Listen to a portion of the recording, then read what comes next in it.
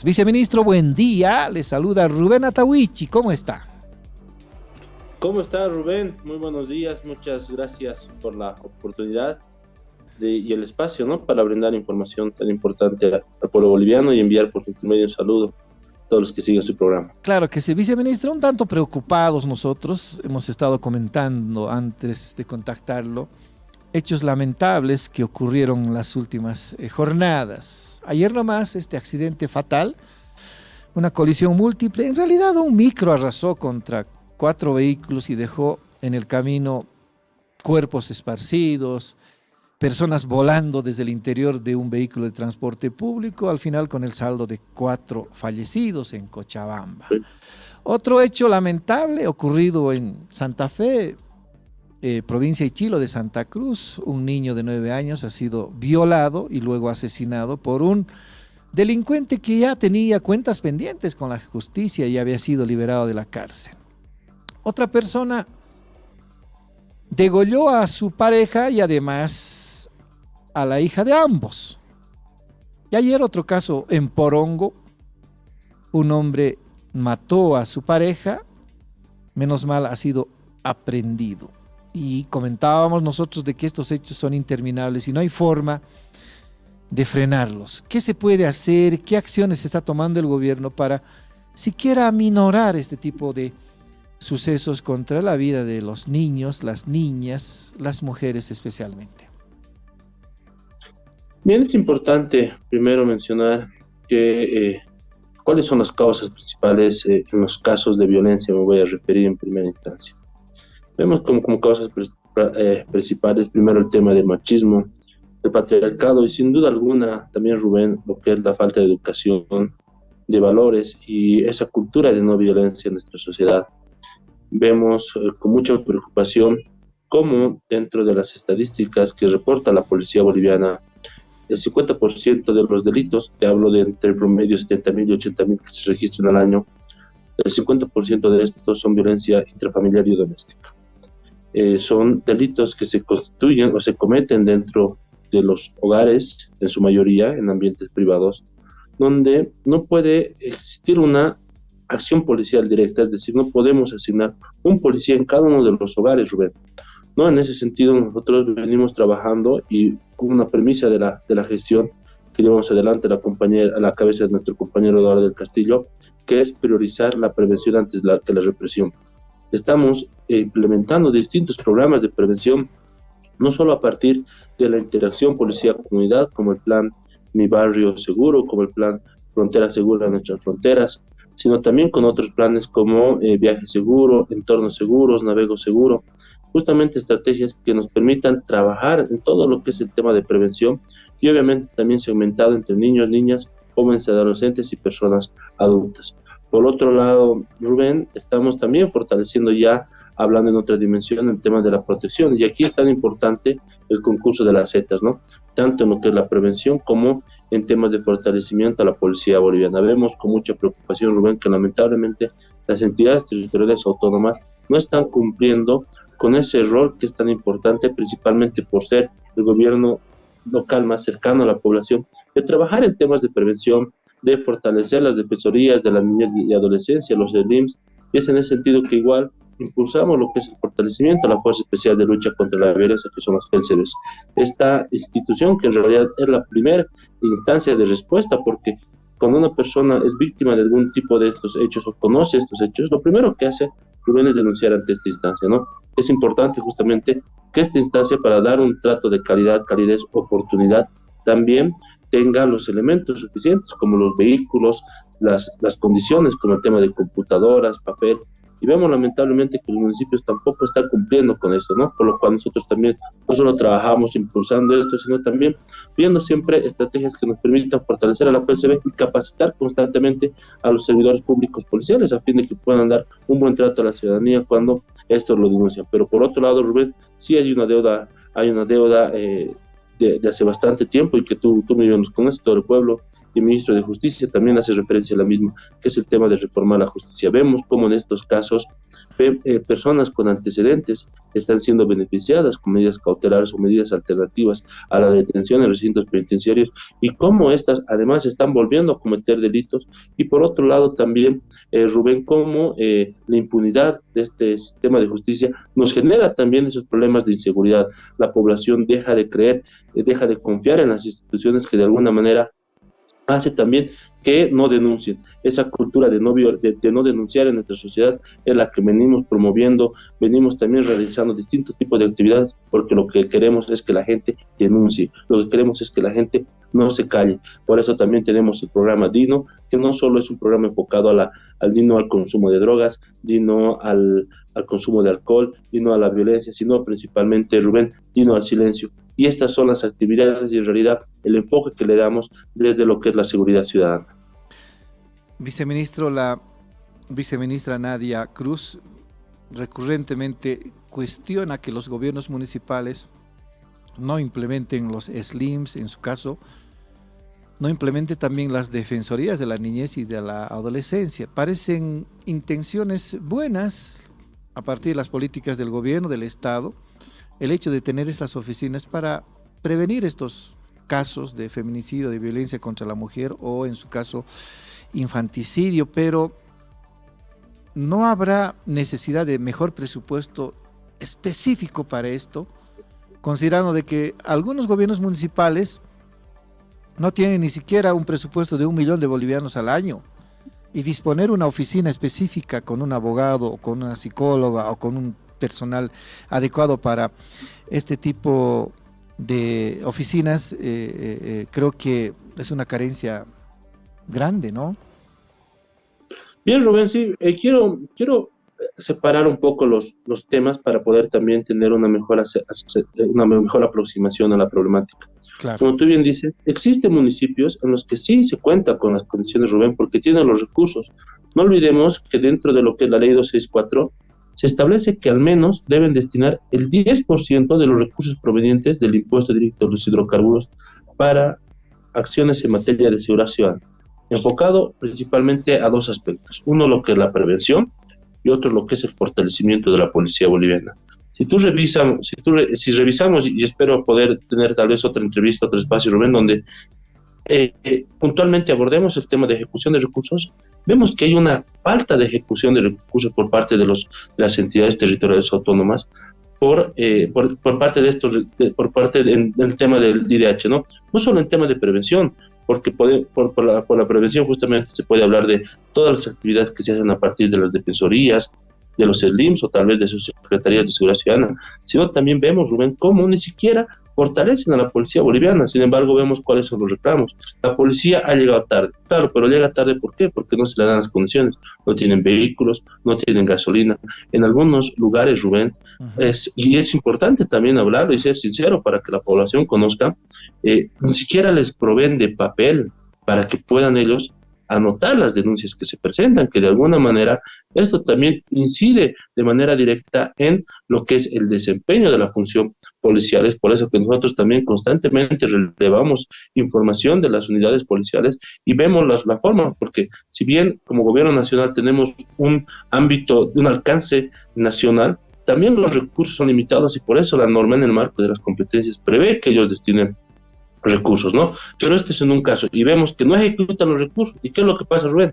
Estos recursos que no han sido ejecutados, no es que son reprogramados en la siguiente gestión y dicen, no he ejecutado estos 10 en prevención este año, nuevamente programaré esos 10, pero además lo que tengo de este año, otros 10, ya tengo 20 para hacer programas de prevención. No, a las entidades territoriales autónomas, en la mayoría de los casos, no ven el tema de seguridad tan importante, pero ¿qué?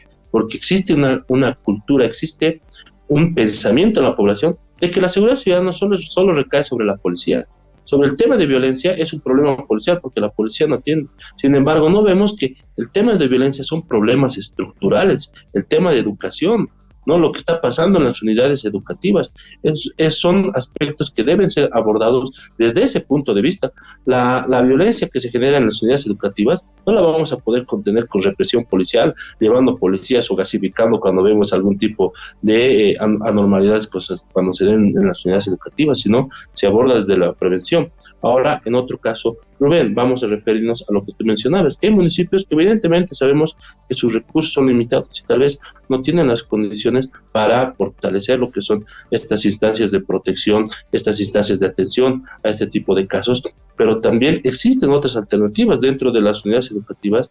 También deben tener los psicólogos correspondientes, Rubén, que permitan justamente advertir, ver estas señales, porque ya cuando un niño presenta depresión, cuando un niño presenta ansiedad, cuando ya se empieza a alejar de sus demás compañeros, de por sí ya se puede apreciar de que está pasando por algún problema, ya sea familiar o en su unidad educativa, y eso también, no solo los psicólogos, los mismos profesores, Rubén, deben tener las capacidades para poder identificar este tipo de sucesos cuando se presentan, ¿no? Y por otro lado, no olvidemos que también mediante el Ministerio de Justicia se cuentan con los canales cuando se conoce el tipo de denuncias, como el CEDAV y el CIFLU, donde se da asistencia a las víctimas y asistencia, patrocinios legales a las personas de bajos recursos, ¿no?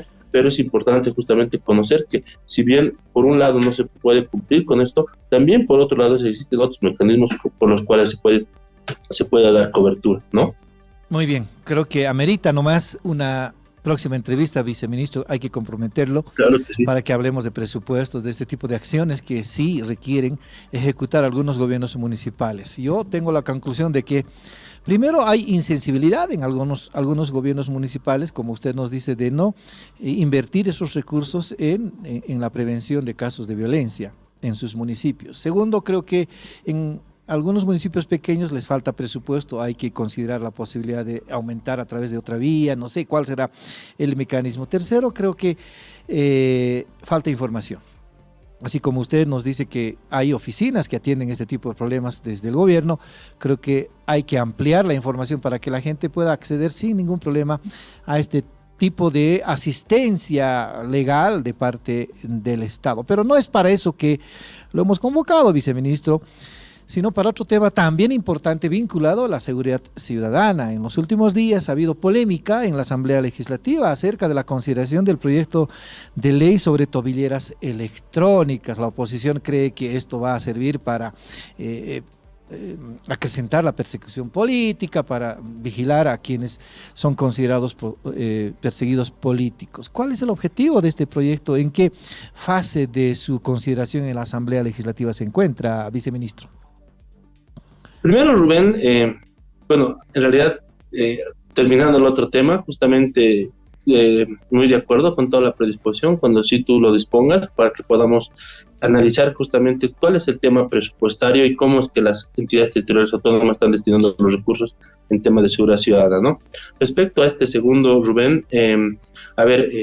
importante primero manifestar el uso de estos dispositivos electrónicos de vigilancia no es algo nuevo en la legislación de nuestro país.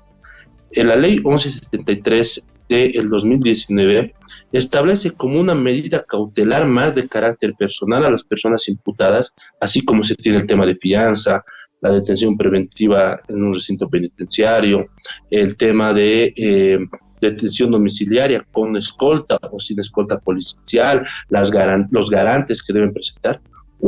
Una medida más que modifica el Código Penal 1173 es esta: la imposición de este tipo de dispositivos para los procesados. Posteriormente, el mismo año, se emite la ley 1226 en septiembre, que además establece que se tiene que contar con una ley específica para el uso y funcionamiento de estos dispositivos técnicos y que su aplicación progresiva va a estar conforme a esa norma, pero además va a estar a cargo del Ministerio de Gobierno.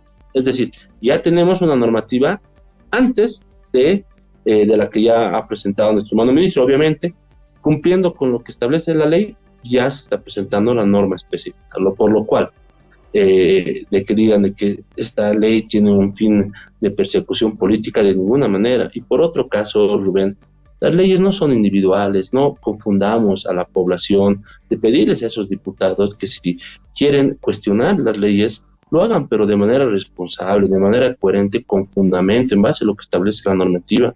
No podemos individualizar las leyes, Rubén, y decir, no, con esta ley se va a abordar a lo que era la señora tal, o a Pepito Pérez, o a Juanito Pérez, ¿no? O sea, de ninguna manera. Por otro lado, Rubén, este diputado justamente hacía mención también a que se habrían adquirido estos 500 dispositivos en esta gestión y le van a iniciar un proceso al ministro de Gobierno. Rubén, tenemos el Sistema Integrado de Comando y Control para Seguridad Ciudadana. Tenemos el Nacional, que es una ley de un crédito concesional entre el Eximbank de China y el Estado Plurinacional de Bolivia. Este es justamente el proyecto BOL 110, el nacional. Pero tenemos un segundo proyecto que es el subnacional, que además de fortalecer las ciudades de vigilancia en Oruro, en Santa Cruz, en Warnes, en Cobija, en Trinidad, en Warnes, en el Alto, también incorpora un cuarto componente que es fortalecimiento a la policía boliviana. Dentro de este fortalecimiento de la policía boliviana, Rubén, hace algunos meses se han entregado inhibidores de señal para 2 recintos penitenciarios. Se han entregado 3 buses para estos recintos penitenciarios. Se han entregado los body scans, ¿no? Los escáneres de cuerpo. Se han entregado también los escáneres para el ingreso de equipajes y bultos a los recintos penitenciarios. Y justamente otro ítem dentro de este componente son los 500 tobilleras o brazaletes, ¿no? Dependiendo las características. En este caso son tobilleras con las que se cuenta. Es decir, no es que esto se ha adquirido recién, Rubén, no se lo ha hecho en las semanas pasadas. Esto tiene una larga data y ya existen las leyes que justamente establecían estos aspectos, y además una ley específica que establecía qué parte de este proyecto son las tobilleras electrónicas, ¿no? Y eso es tan importante para que la población esté informada y no se deje confundir con estas versiones o estas manifestaciones que realmente distan de lo que es la realidad. Ahora, cierto, por favor, viceministro, nos explique en qué consiste este proyecto y por qué tuvo que ser trabajado específicamente para que estos dispositivos comiencen a funcionar. Bien, a ver, ¿en qué consiste el anteproyecto de ley del uso y funcionamiento técnico de dispositivos electrónicos de vigilancia?